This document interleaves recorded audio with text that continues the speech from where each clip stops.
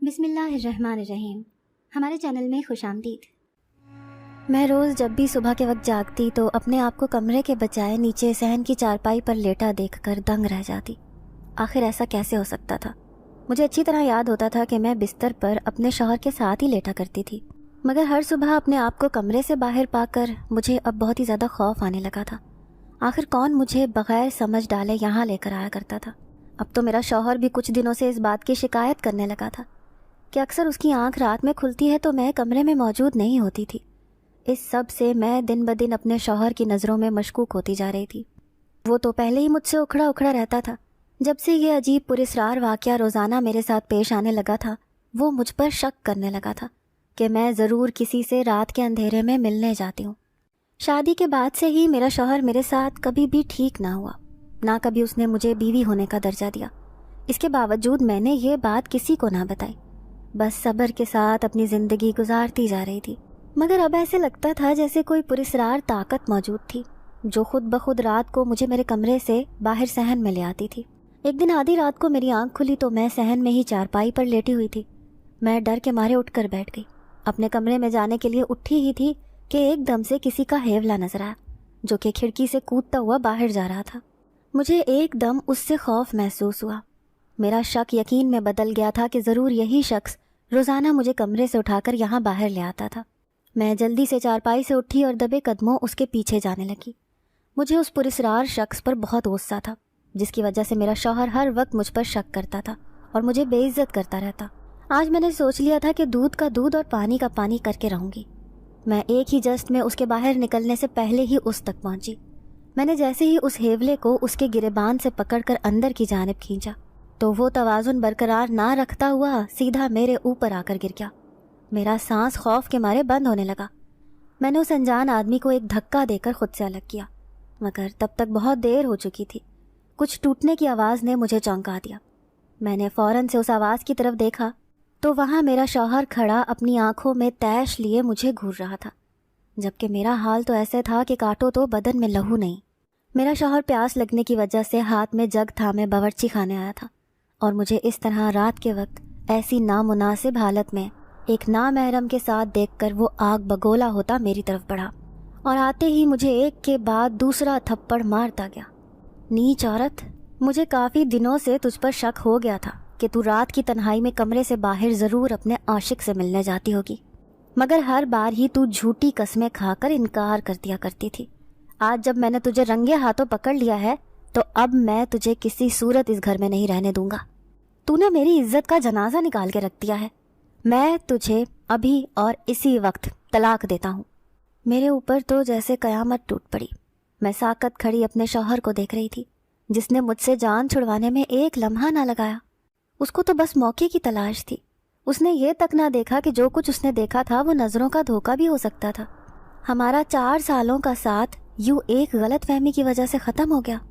میں نے اس پراسرار آدمی کو دیکھنا چاہا جس کی وجہ سے آج مجھے طلاق ہوئی تھی، مگر وہ وہاں پر موجود ہی نہ تھا۔ ناظرین، اگر آپ کو آج کی یہ کہانی اچھی لگی ہو تو ویڈیو کو لائک ضرور کریں۔ اگر آپ کو ایسی دہشت ناک دل کو جکڑ دینے والی کہانیاں پسند ہیں تو ایسی ایک کہانی روزانہ سننے کے لیے ہمارے چینل کو سبسکرائب۔ میں حیران رہ گئی کہ آخر وہ ایسے کیسے غائب ہو گیا تھا، جبکہ میں نے تو اس کو کھڑکی کھولنے سے پہلے ہی اندر کھینچ لیا تھا۔ رات کا وقت تھا تو داخلی دروازہ بھی بند تھا۔ مجھے کچھ سمجھ نہیں آ رہی تھی کہ آخر میرے ساتھ یہ سب کیا ہو رہا تھا۔ میں روتی ہوئی وہیں پر بیٹھی تھی کہ اچانک سے میرے شوہر نے مجھ سے کہا کہ جلدی سے اپنا بوریا بسترا باندھو اور میرے گھر سے ہمیشہ ہمیشہ کے لیے دفع ہو جاؤ۔ میں تمہاری اب شکل بھی نہیں دیکھنا چاہتا ہوں۔ میں اس کے آگے بہت روئی، گڑ گڑائی کہ مجھے کم از کم آج رات یہاں پر رکنے کی اجازت دیتے، میں کل صبح ہوتے ہی نکل جاؤں گی۔ مگر اس نے میری ایک نہ سنی اور مجھے گھسیٹ کر کمرے میں لے گیا۔ میرا سامان ایک بیگ میں ٹھونستا چلا گیا۔ میں وہاں سے روتے ہوئے نکل رہی تھی۔ اچانک سے ذہن میں کچھ خیال آیا تو فوراً سے الماری کی طرف بھاگی۔ جلدی سے وہاں ایک کونے میں چھپائی ہوئی چیز اپنی مٹھی میں دبا کر چادر کے اندر کر لی تاکہ میرا شوہر وہ نہ دیکھ سکے۔ میرے شوہر نے مجھے ایک زوردار دھکا دیا جس کی وجہ سے میں لڑکھڑاتی ہوئی گھر سے باہر گری تھی۔ میری آنکھوں سے زار و قطار آنسو بہتے جا رہے تھے۔ میری زندگی تو اپنے سسرال میں پہلے سے ہی کافی اذیت ناک تھی، مگر اب تو جیسے میرے سر پر سے چھت بھی چھن گئی تھی۔ میں روتی ہوئی آس پاس دیکھتی ہوئی یہ سوچ رہی تھی کہ اب میں آخر کہاں جاؤں گی. میرا تو کوئی بھی سہارا نہ تھا. میرا نام فرزانہ ہے. میں بچپن ہی سے ایک بہت بے بسی بھری زندگی گزارتی آئی ہوں. میری ماں کا انتقال اچانک سے ایک روز سیڑھیوں سے گرنے کی وجہ سے ہو گیا تھا، کیونکہ ان کا سر ریلنگ سے پھٹ گیا تھا. میں اس وقت کافی چھوٹی تھی، جس کی وجہ سے ابا کو کافی پریشانی ہوتی تھی کہ میری پرورش کیسے ہوگی، کیونکہ اس وقت میں صرف 6 سال کی تھی. میں سارا دن روتی رہتی تھی. میری ایک دادی بھی تھیں جو کہ میرا بہت زیادہ خیال رکھا کرتی تھیں. خاندان کے لوگ ابا کو دوسری شادی کرنے کا کہتے تھے تاکہ میری پرورش ایک ماں صحیح طریقے سے کر سکے، مگر دادی کبھی بھی اس کے حق میں نہ تھیں. ان کا یہی کہنا تھا کہ سوتیلی ماں کبھی بھی اپنے شوہر کی پہلی بیوی کی اولاد کو ماں کا پیار نہیں دے سکتی. مگر ابا نے آخر کار دوسری شادی کر ہی لی. شروع میں تو میری سوتیلی ماں میرا خیال کر لیتی تھی، مگر پھر 1 مہینے بعد ہی انہوں نے اپنے اصلی رنگ دکھانے شروع کر دیے تھے. وہ بات پر مجھے تھپڑ مار دیا کرتی. دادی ان سے مجھے بچانے کے لیے اپنے پاس سلاتی تھیں. پھر کچھ ہی عرصے میں ابا اور میری سوتیلی ماں اپنی زندگی میں مگن ہو گئے. ان دونوں میں سے کسی کو بھی میرا وجود یاد تک نہ تھا. میری پرورش دادی ہی کیا کرتی تھیں. وہ ہمیشہ مجھے دینی تعلیمات حاصل کرنے پر زور دیا کرتی تھیں. مگر جوں میں بڑی ہوتی جا رہی تھی، مجھے ایسے لگتا تھا جیسے دادی روزانہ کہیں جاتی تھیں.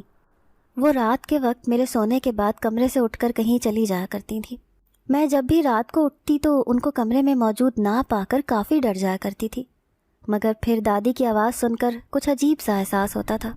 ایسے لگتا تھا جیسے وہ یہیں کہیں موجود تھیں. مگر کافی عرصے تک مجھے سمجھ میں نہ آیا کہ آخر وہ کرتی کیا تھیں.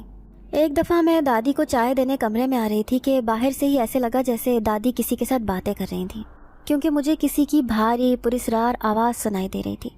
مگر مجھے ان کی باتیں بالکل بھی سمجھ میں نہ آئیں، کیونکہ وہ کوئی اور ہی زبان بولے جا رہے تھے.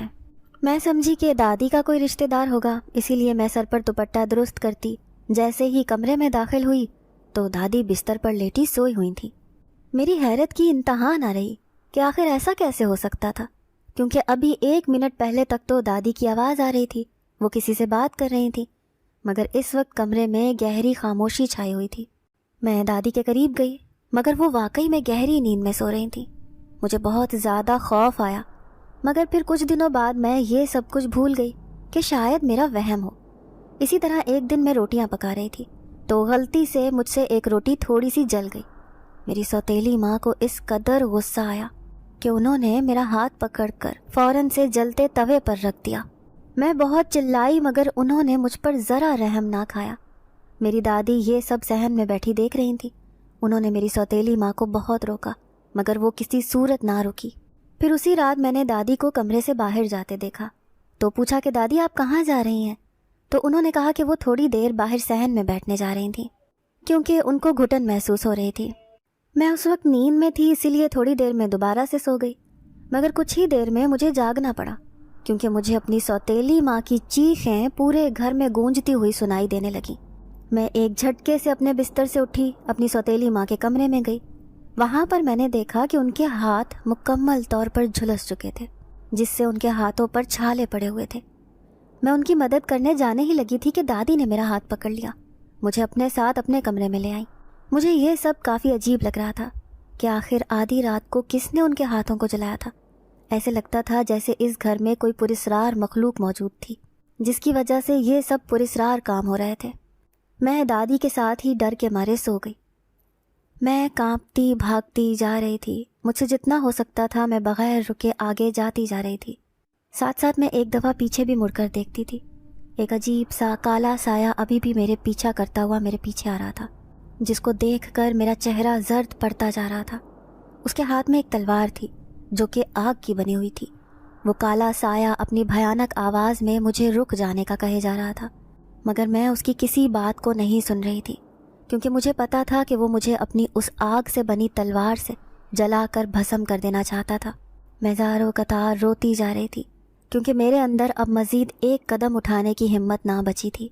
میں ایک دم سے پیروں میں کچھ پتھر آنے کی وجہ سے گری. میں نے اپنے قریب سے ہی آتی اس دل دہلاتی آواز کو سن کر ایک جھٹکے سے مڑ کر دیکھا تو وہ کالا سایہ میرے سر پر کھڑا تھا. ایک زوردار چیخ مار کر وہ تلوار میرے آر پار کرنے ہی لگا تھا کہ میں نے خوف سے ٹھٹھرتے کبوتر کی طرح اپنی آنکھیں بند کر لیں۔ ایک دھماکے کی آواز سے میں نے اپنی آنکھیں کھولیں تو ایک سفید رنگ کے لباس میں کوئی آدمی کھڑا تھا جس کی پشت میری طرف تھی۔ میں اس کا چہرہ نہ دیکھ سکی، مگر اس نے اپنے ہاتھ کو ہوا میں بلند کیا ہوا تھا جس سے نکلتے ہوئے شعلے نے اس کالے سائے کو جلا کر بھسم کر دیا تھا۔ میں اپنے منہ پر ہاتھ رکھتی اپنے خوف پر قابو پانے کی کوشش کرنے لگی۔ سامنے کھڑا آدمی ایک فرشتہ بن کر میرے سامنے کھڑا تھا جس نے میری جان اس بھیانک سائے سے بچا لی تھی۔ میں اس کو آواز دے کر پوچھنا چاہتی تھی کہ وہ کون تھا جس نے میری مدد کی، مگر جانے کیوں میں اس کا چہرہ نہ دیکھ سکی۔ وہ مجھے اپنے پیچھے آنے کا کہتا آگے کی طرف بڑھنے لگا۔ میں نے اب جا کر غور کیا کہ میں اس وقت ایک بہت ہی گھنے جنگل میں موجود تھی۔ وہ پراسرار آدمی مختلف راستوں سے ہوتا ہوا مجھے کہیں لے کر جا رہا تھا۔ مجھے ایسے لگتا تھا جیسے میں نے یہ جنگل پہلے بھی اپنی آنکھوں سے دیکھ رکھا تھا۔ اچانک سے ہی ایک جگہ پر وہ آدمی رک گیا تو میں نے حیرت بھری نظروں سے سامنے بیٹھی دادی کو دیکھا جو کہ کسی عمل میں مصروف تھیں۔ وہ آدمی دادی کے سامنے سر جھکا کر کھڑا ہو گیا۔ دادی اس کو جو بھی کہتی تو وہ وہی کرتا جاتا۔ مجھے ایسے لگا جیسے وہ دادی کا غلام تھا۔ مجھے اس آدمی کی شکل دیکھنی تھی، مگر کسی پراسرار طاقت کی وجہ سے میں اس کے چہرے کو نہ دیکھ سکی۔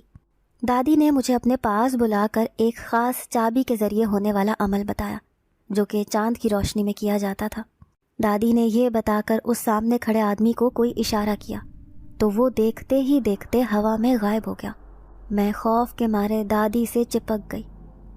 ایک دم سے میرے منہ پر کسی نے پانی کی ہلکی ہلکی بوندیں گرائیں تو میں نے اپنی آنکھوں کو کھول کر دیکھا۔ شکر ہے میری بچی کہ تم جاگ گئی، ورنہ میں تو پریشان ہی ہو گئی تھی۔ میں نے دادی سے پوچھا کہ کیا ہوا تھا تو انہوں نے کہا کہ میں بے ہوش ہو گئی تھی، جبکہ میں یہ سوچنے لگی کہ ابھی تک جو دل دہلاتے واقعات میں نے دیکھے تھے وہ سب ایک خواب تھے، مگر وہ خواب بہت ہی بھیانک تھا جس سے میری روح کانپ اٹھی تھی۔ پھر کئی دن اسی طرح گزر گئے۔ ایک دن میں گہری نیند میں تھی جب مجھے کسی کے چلانے کی آواز آئی۔ میں ایک دم سے نیند سے جاگی تو دادی میرے ساتھ نہ تھی۔ میں ڈر کے مارے بستر سے اٹھ بیٹھی کیونکہ وہ آوازیں کافی خوفناک تھیں۔ میں دادی کو ڈھونڈنے لگی کیونکہ مجھے ہمیشہ سے ہی آدھی رات کو اندھیرے سے بہت خوف آیا کرتا تھا۔ اسی وجہ سے دادی میرے ساتھ رہتی تھی ہر وقت۔ میں کمرے سے باہر نکلنے ہی لگی تھی کہ ایک دم سے میری نظر دیوار کی طرف گئی۔ وہاں پر سے ایک عجیب سی روشنی آ رہی تھی۔ میں چونک کر اس کی طرف گئی اور ہاتھ لگا کر ذرا سا دھکا دیا تو ایک دم سے وہ کھلتا چلا گیا۔ میری حیرت کی انتہا نہ رہی جب مجھے معلوم ہوا کہ اس دیوار میں ایک خفیہ راستہ بنایا گیا تھا اور وہاں سے ہی وہ روشنی آ رہی تھی۔ میں آہستہ سے اندر گئی تاکہ پتہ لگ سکے کہ یہاں پر کیا ہو رہا تھا اور اندر کون موجود تھا۔ مجھے وہ خطرناک آوازیں یہیں سے آ رہی تھیں۔ ایک لمبی سی راہداری تھی جہاں پر مجھے ایسے لگا جیسے میں کسی سرنگ میں جا رہی تھی۔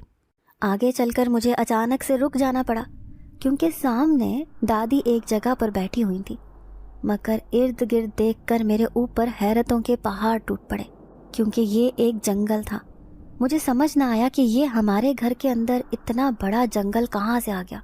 مجھے ایسے لگ رہا تھا جیسے میں کسی دوسری دنیا میں آ گئی تھی۔ میں نے دادی کو دیکھا، وہ ایک سفید رنگ کی چادر اوڑھ کر بیٹھی ہوئی تھیں۔ ان کی آنکھیں بند تھیں، وہ کچھ پڑھتی جا رہی تھیں۔ مجھے ایسا لگا جیسے وہ کوئی منتر پڑھ رہی تھیں۔ وہ جیسے جیسے کچھ پڑھتی جا رہی تھیں تو وہ دل دہلاتی چیخیں فضا میں بلند ہوتی جا رہی تھیں۔ میں نے اپنے کانوں پر ہاتھ رکھ لیے تھے۔ ان خوفناک آوازوں نے میرے رونگٹے کھڑے کر دیے تھے۔ میں تھر تھر کانپنے لگی تھی کہ آخر یہ سب کیا ہوتا جا رہا تھا۔ کچھ دیر بعد وہ آوازیں آنا بند ہو گئیں۔ دادی نے اپنے ہاتھ کو کھولا اور پھر دیکھتے ہی دیکھتے انہوں نے اپنی مٹھی میں کچھ بند کیا اور اپنے سامنے لگی آگ میں جھونک دیا۔ اس کے بعد وہ ہولناک آوازیں آنا بند ہو گئیں۔ خوف کی وجہ سے میرے ماتھے پر پسینے کے قطرے نمودار ہو گئے تھے۔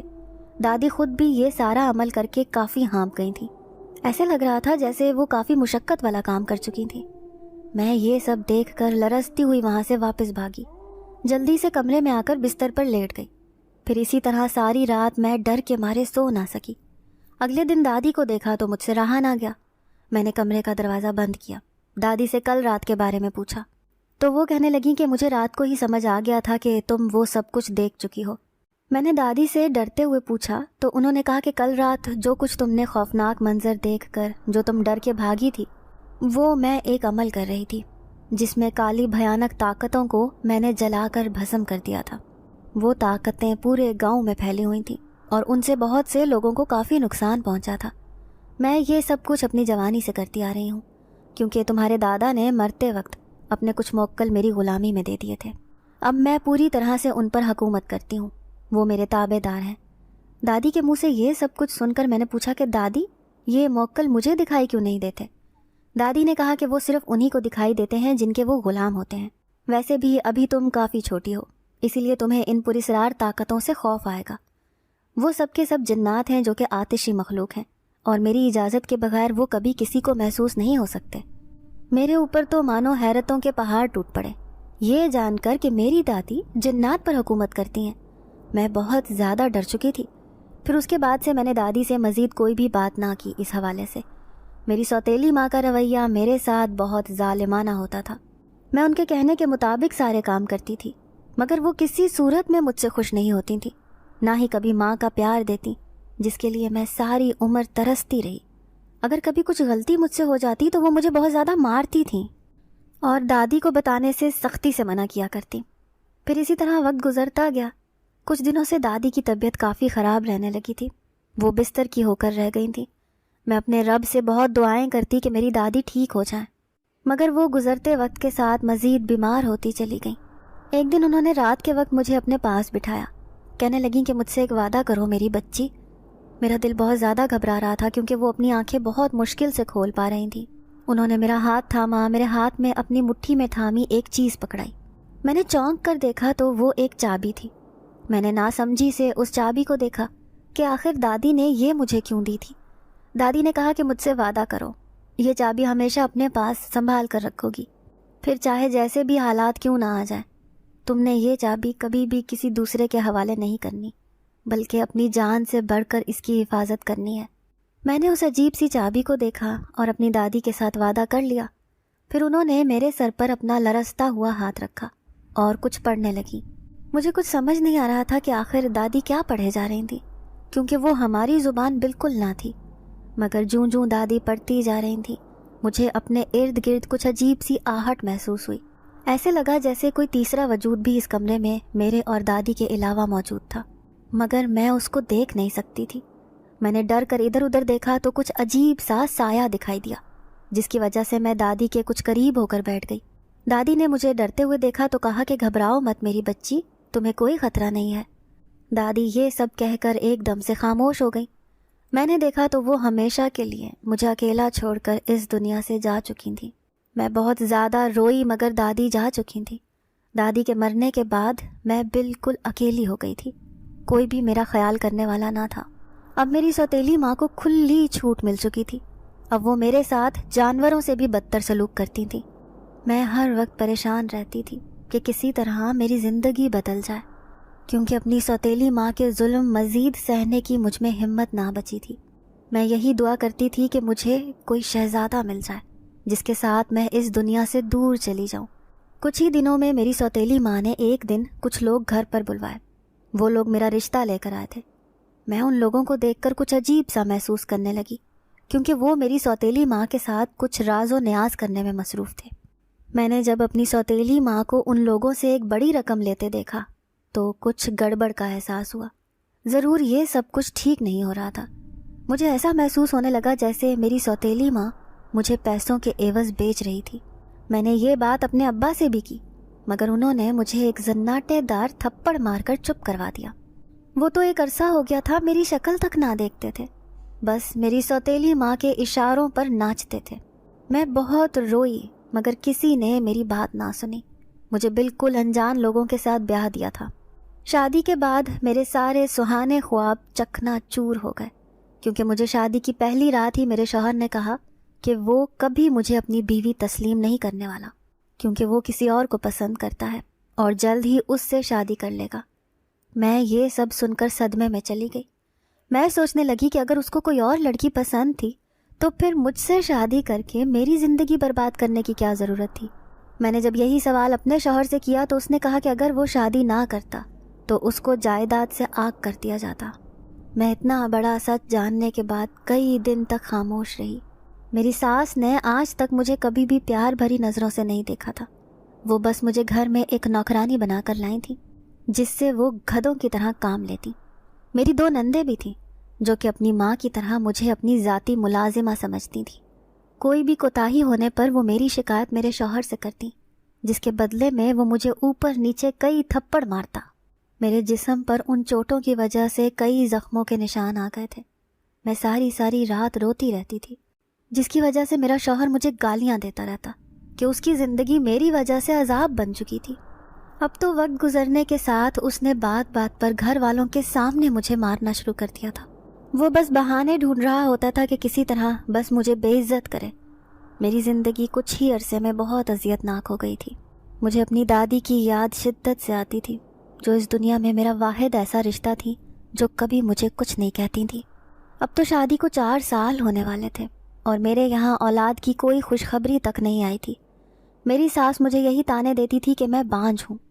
मैं उनको कैसे बताती कि उनके बेटे ने अभी तक मुझे बीवी तस्लीम किया ही नहीं था। एक दिन मैं कमरे में दाखिल हुई तो मेरा शौहर किसी से फ़ोन पर बात कर रहा था।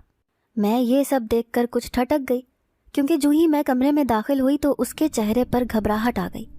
उसने एकदम मुझे गुस्से से झिड़क कर कहा कि जलील औरत, कमरे में आने से पहले दस्तक देकर आया कर। मुझे ऐसे लगा जैसे उसको अपनी कोई चोरी पकड़े जाने का खौफ था। मैं सर झटक कर बिस्तर पर सोने के लिए लेटी ही थी कि एकदम से मेरा शौहर बावर्ची खाने से दूध का एक गिलास लेकर आया। उसने मुझे वो पीने को कहा। मैं हैरत से उसको देखने लगी कि भला वो मुझे क्यों दूध ला कर दे रहा था। शादी को 4 साल हो चुके थे, मगर आज तक मेरे शौहर ने एक पानी का गिलास तक मुझसे नहीं पूछा था। अब ये सब मुझे कुछ मशकूक लग रहा था, क्योंकि ये दूध पीने पर काफ़ी ज़ोर दे रहा था। मैं इनकार करने के बावजूद भी अपने शौहर के इसरार पर वो दूध पी गई, मगर फिर उसको पीने के बाद अचानक से मेरा सर घूमने लगा। मुझे बहुत नींद आने लगी। मैं दूध का गिलास साथ वाले मेज़ पर रखते लेट कर सो गई। अगली सुबह जब मैं जागी तो खुद को सहन में चारपाई पर लेटा पाकर हैरान रह गई, क्योंकि मुझे अच्छे से याद था मैं अपने बिस्तर पर सोई थी। फिर तो ये रोज़ाना का मामूल बन गया। रात के वक्त मेरा शौहर मुझे अपने हाथों से दूध का गिलास पिलाता और अपने सामने ख़त्म करवा के दम लेता। फिर आहिस्ता आहिस्ता मेरे शौहर ने मुझ पर शक करना शुरू कर दिया कि मैं क्यों रात के वक्त कमरे से बाहर चली जाती थी। वो मुझसे बहस करने लगता और मैं ज़ारो कतार रोती रहती कि मैं नहीं जानती कौन मुझे रात के वक्त सहन में लेकर जाता था। अब तो मुझे खौफ आने लगा था कि ज़रूर ये किसी पुरस्रार ताकत का काम होगा। मेरी आंख एक दिन अचानक से खुली तो मैं चारपाई पर थी, मगर सहन में किसी अनजान आदमी के हेवले को देखकर मैं कांप उठी। उसको पकड़ने के चक्कर में अचानक से मेरा शौहर आ गया और मुझ पर घटिया इल्ज़ाम लगाते मुझे बहुत ज़्यादा मारने लगा और फिर तैश में आते तलाक दे डाली। उसके पास अब एक यही वजह थी मुझसे जान छुड़वाने के लिए कि कोई भी एतराज़ ना कर सकता था। सभी मुझे नफ़रत भरी निगाहों से देख रहे थे। मेरे शौहर ने मुझे धक्के देकर घर से बाहर निकाल दिया। मुझे बहुत खौफ आ रहा था कि अब मैं कहाँ जाऊँगी। मैं आहिस्ता आहिस्ता सब समझ गई थी कि ये सब मेरे शौहर की रचाई साजिश थी, क्योंकि वो रोज़ाना मुझे रात को दूध में कुछ मिला कर देता था। उससे मैं गहरी नींद सो जाती थी। वो अनजान आदमी भी मेरे शौहर ने ही एक साजिश के तहत बुलवाया था, ताकि वो मुझ पर वो घटिया इल्ज़ाम लगा सके कि मैं एक बदचलन औरत हूँ। मैं उस अनजान आदमी के अचानक से गायब हो जाने पर खौफजदा हो गई थी, क्योंकि खिड़कियाँ और दरवाजे तो बंद थे। मगर जब घर से मेरे शौहर ने मुझे बाहर धक्का दिया तो उसको दाखिली दरवाजे के पास सोफ़े के पीछे बैठा देखकर मैं सब समझ गई थी। मुझे अपने शौहर से नफ़रत होने लगी थी, जिसने मुझसे जान छुड़वाने के लिए इतना नीच इल्ज़ाम मेरी इज्जत पर लगाया था। मैं रोती हुई आगे चलती जा रही थी। कुछ समझ में ना आया कि अब मैं किस समझ जाऊं। मेरे एक हाथ में अपना कपड़ों का बैग था, जबकि दूसरे हाथ में वो चाबी मजबूती से थामी हुई थी, क्योंकि ये मेरी दादी की आखिरी निशानी थी। मैं जल्दी जल्दी चलते हुए आखिरकार उस गांव से काफ़ी दूर आ गई, क्योंकि अब मैं अपने अम्मा अब्बा के घर जाना चाहती थी। मगर जब आधी रात को अपने घर पहुंची तो मेरी सौतेली माँ ने यह कहकर मेरे मुंह पर दरवाज़ा बंद कर दिया कि मेरा अब उस घर में कोई काम नहीं। उन्होंने मेरे मुंह पर दरवाज़ा बंद कर दिया। मैं वहाँ से उठी और आराम आराम से चलती हुई आगे जाती जा रही थी। अचानक से मुझे ऐसे लगा जैसे मैं किसी बहुत वीरान इलाके में आ गई थी, जहाँ पर किसी का कोई नामो निशान तक ना था। मैं वहाँ से जाना चाहती थी क्योंकि उधर तो कोई घर भी ना था। मैंने एहतियात के तौर पर उस चाबी को अपने गले में धागे के ज़रिए लटका लिया था। मैंने उस इलाके से जाने के लिए कदम बढ़ाया ही था कि ऐसे लगा जैसे मैं एक कदम भी उस तरफ नहीं जा सकती थी। मैंने चौंक कर ज़मीन की तरफ देखा तो चौंक गई। کیونکہ وہاں پر ایک کالے رنگ کی لائن بنائی گئی تھی جس سے آگے میں نہیں بڑھ پا رہی تھی۔ ایک دم سے مجھے کسی انہونی کا احساس ہوا، کہیں میں کسی غلط جگہ تو قدم نہیں رکھ بیٹھی تھی۔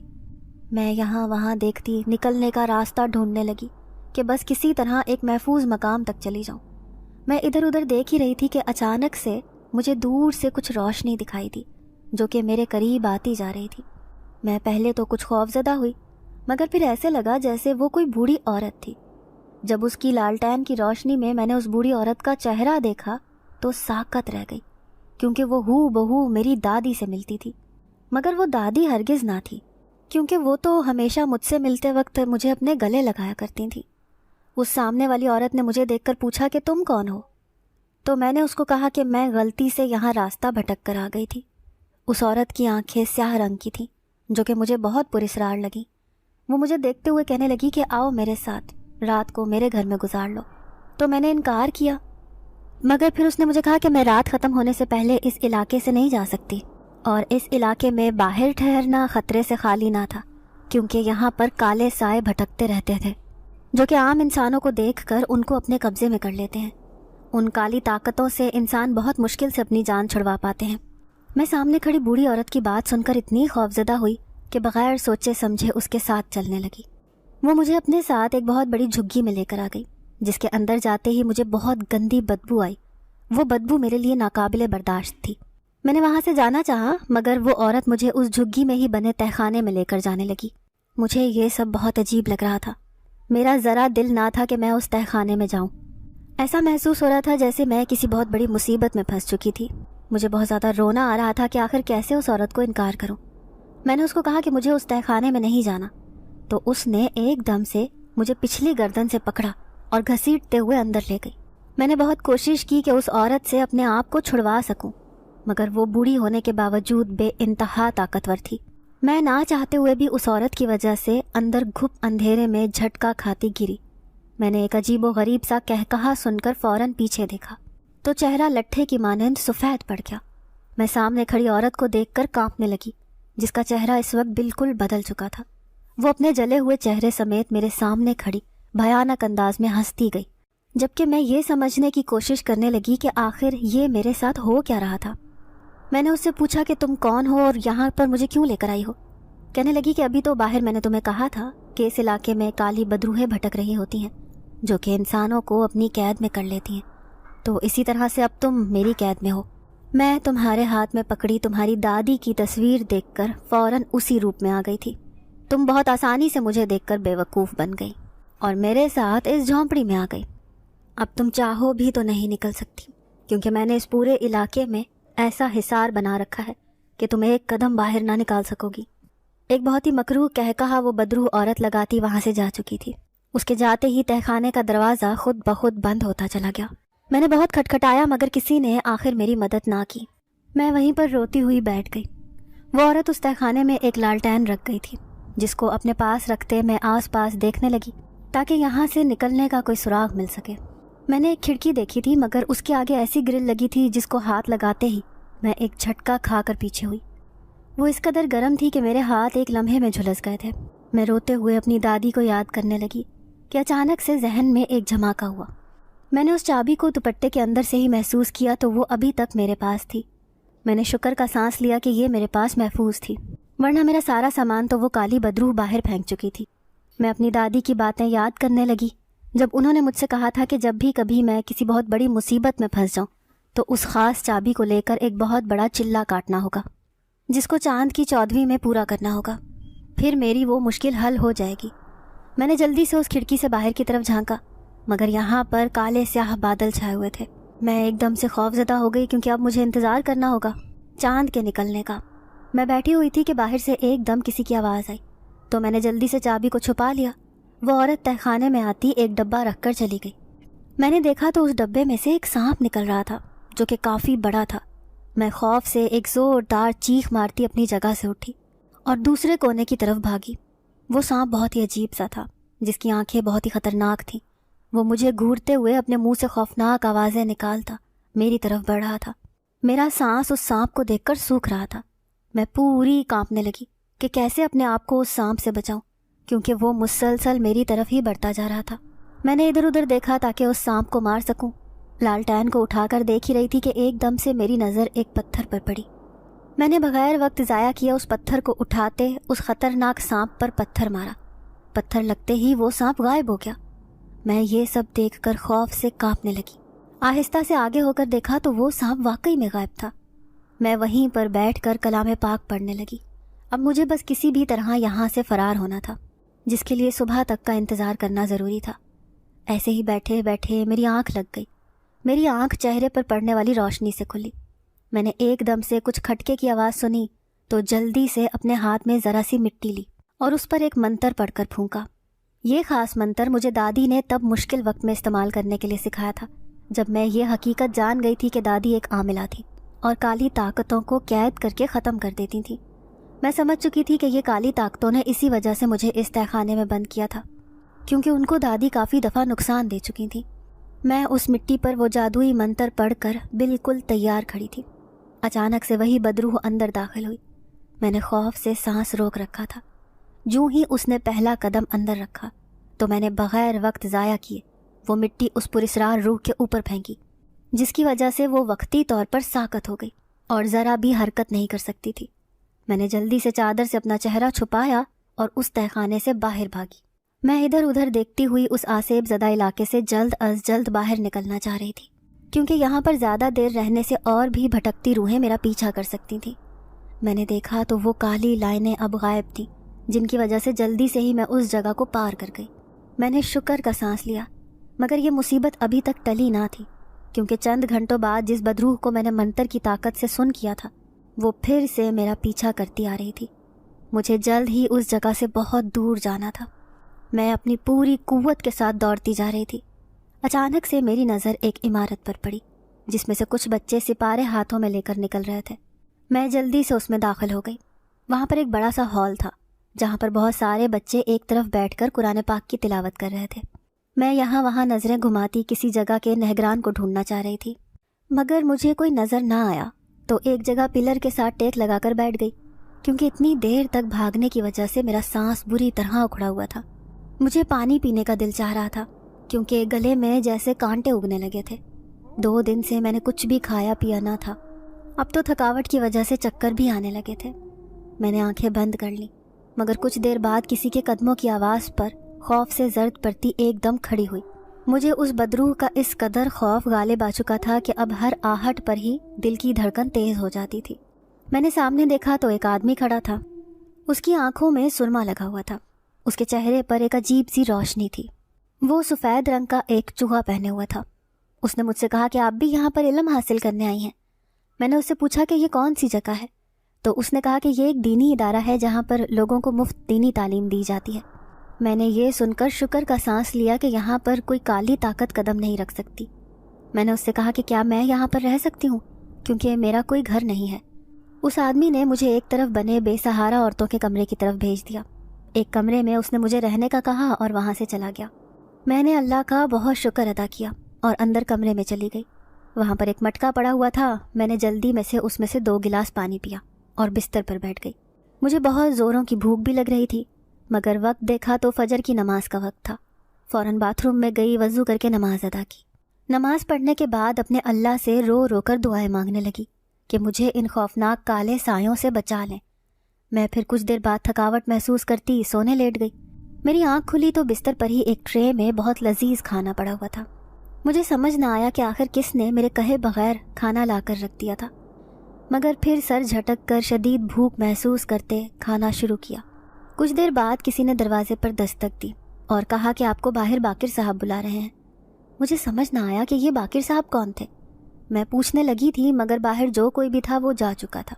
میں نے اپنے سر پر دوپٹہ اچھے سے لیا اور باہر نکلی۔ سامنے سے ہی وہی آدمی کھڑا تھا جس سے میری یہاں آتے وقت ملاقات ہوئی تھی، مگر اس وقت اس آدمی کی پشت دیکھ کر ایک دم سے میرے ذہن میں وہ خواب والا منظر لہرایا جب میں نے ہو بہو ایسا ہی ایک آدمی دیکھا تھا جس نے اس کالی طاقت کو اپنی پراسرار طاقت سے جلا کر بھسم کر دیا تھا۔ اس نے بھی بالکل ایسا ہی سفید لباس پہنا تھا۔ میں یہ سب سوچ ہی رہی تھی کہ اچانک سے اس آدمی نے مجھ سے کہا کہ کیا آپ بھی یہاں سے دینی تعلیمات لینا چاہتی ہیں؟ میں نے اس بات میں سر ہلایا۔ اس نے پھر اگلے ہی دن سے مجھے سکھانا شروع کر دیا۔ यहाँ पर मुझे हैरत अंगेज तौर पर और कोई बेसहारा लड़की नजर न आई। मुझे बाकिर साहब रोजाना कुछ न कुछ मंत्र भी सिखाते, जिनकी मदद से मैं ज़रूरत पड़ने पर शैतानी कुव्वतों का मुकाबला कर सकती थी। उन्होंने मुझे कुछ अरसे के बाद एक ख़ास किस्म की ज़ुबान सिखानी शुरू की। ये वही ज़ुबान थी जिसमें दादी अक्सर अपने मौक्किलों से बात करके उनको हुक्म दिया करती थी। मुझे ये सब बहुत मुश्किल लग रहा था। मुझे समझ में नहीं आ रहा था कि आखिर ये बाकिर साहब मुझे ये ज़ुबान क्यों सिखा रहे थे। मैंने इस ज़ुबान को सीखकर क्या करना था? मैं बहुत दफ़ा पूछा भी, मगर वो कहते थे कि वक्त आने पर मुझे सब मालूम हो जाएगा। बाकिर साहब मेरी हर बात का ख्याल रखते थे। उन्होंने उस दीनी इदारे के बाग में मेरे लिए काफ़ी सारे पौधे लगवा दिए थे, क्योंकि मुझे पौधों से इश्क था। खाने में भी हर रोज़ मेरी पसंद के खाने मुझे दिए जाते, जो कि बाकिर साहब का हुक्म था। मुझे कभी कभी अपनी किस्मत पर यकीन ही नहीं आता था, जो कि एक रात में ही बदल गई थी। मेरी ज़िंदगी, जो कि बचपन से ही एक दर्दनाक थी और फिर दादी की मौत के बाद मज़ीद कठिन हो गई थी, जिसके बाद से मेरी बस यही ख्वाहिश थी कि कोई शहज़ादा मुझे यहाँ से बचा कर किसी दूसरी दुनिया में ले जाए, ताकि मैं इन सब दुखों से आज़ाद हो जाऊँ। मगर मेरी बदकिस्मती एक बार फिर मुझे एक ऐसे शख्स के पास ले गई जिसके लिए मैं बस एक खिलौना थी। मेरी शादी जिस शख्स से हुई वो मुझे कभी बीवी का दर्जा ना दे सका, उल्टा मुझ पर एक घटिया इल्ज़ाम लगाकर मुझे एक झटके में तलाक दे बैठा और आधी रात को धक्के देकर घर से निकाल दिया। फिर एक काली पुरस्रार ताकत मुझे अपनी भयानक कैद में ले गई, जिससे मैंने बड़ी मुश्किल से अपनी जान बचाई। और अब मैं एक आदमी के दीनी इदारे में आई थी, जो कि मुझे बहुत ही पुरस्रार लगता था। मुझे ऐसा महसूस होता था कि जैसे वो दिखता है उसकी हकीकत कुछ और थी। मैंने अपनी सारी दुख भरी दास्तान जब कमर साहब को सुनाई तो अचानक से उनकी आंखें सुर्ख अंगारा हो गईं। उन्होंने जब कहा कि वो मेरी सारी सच्चाई पहले से ही जानते थे, जब मैंने पहली दफ़ा इस इदारे में कदम रखा था, मैं ये जानकर दंग रह गई कि आखिर उसको ये कैसे पता लगा। तो उसने कहा कि मैं हमेशा से ही आपकी दादी का ग़ुलाम रहा हूँ। मेरे सारे आबाओ अजदाद आपकी दादी के ग़ुलाम थे। मैं ये सुनकर सोचने लगी कि अगर ये मेरी दादी के ग़ुलाम थे तो इसका मतलब था कि ये कोई इंसान ना थे, बल्कि ये एक पुरस्रार मखलूक थे। मेरा चेहरा कुछ खौफ की वजह से जर्द पड़ा, मगर उन्होंने कहा कि घबराएं नहीं, आपको हमसे कभी कोई तकलीफ़ नहीं होगी, क्योंकि अब आपकी दादी के बाद आप हमारी हुक्मरान हैं। आपकी खिदमत करना मुझ पर और मेरे सारे जिनजात साथियों पर फ़र्ज़ है। मैं ये सब सुनकर समझ गई कि इसी वजह से इस जिनजात ने मुझे वो तमाम मंत्र सिखा दिए थे और वो ख़ास ज़ुबान भी सिखा दी थी जिससे मैं उन जिनजादों से बात करती थी। मैं अपने रब की बहुत शुक्रगुजार थी जिसने मेरी ज़िंदगी को एक भयानक ख्वाब से निकाल कर एक खूबसूरत और नेक ज़िंदगी अता की थी। मैंने उस जिनजात को कभी अपने ग़ुलाम की तरह ना समझा, बल्कि वो उसके बाद मेरे हर मामले में मदद करता था। और जब भी कभी किसी इंसान को मदद की ज़रूरत होती या उन पर शैतानी ताकतों का साया होता, तो मैं उस रहमदिल जिनजात की मदद से उन काले सायों का खात्मा। नाज़रीन, अगर आपको आज की ये कहानी अच्छी लगी हो तो वीडियो को लाइक ज़रूर करें। अगर आपको ऐसी दहशतनाक, दिल को जकड़ देने वाली कहानियाँ पसंद हैं तो ऐसी एक कहानी रोज़ाना सुनने के लिए हमारे चैनल को सब्सक्राइब करें। इजाज़त चाहते हैं। अल्लाह हाफ़िज़।